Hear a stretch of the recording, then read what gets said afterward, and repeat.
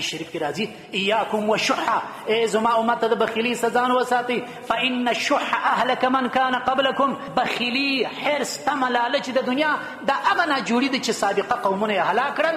ایاکم والشح امرهم بالقطيعه فقطعوا. د انسان په زړه کې چې بخیلي داخله سول، د انسان په زړه کې چې حرص داخل سو، امرهم بالقطيعه، حرص را ولاړ سو، شح را ولاړ سو.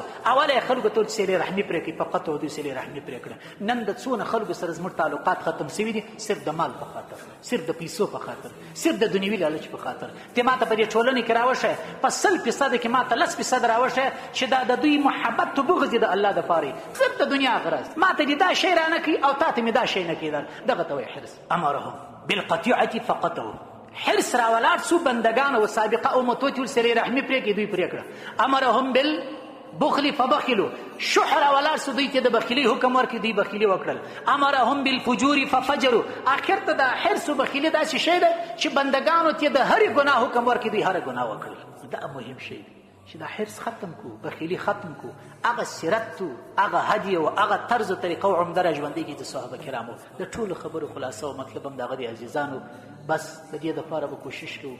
امام غزالی رحمه الله فرمایي د ځان د اصلاح طریقه دا ده چې کله پر بستر باندې پرېوتې، د سهار څخه نیولې تر ماخوستنه په دې خپل زندګي کې لږ سوچ وکړه چې نن مې چیرې درواغ وویل، نن می چیرې غیبت وکړي، نن می چیرې ناروا واورېدل، نن می چیرې سروز واورېدي. چې کله پر بستر پرېوتې ژر لاس پر سترګو ماړه و، شیطان دوکه درکوي.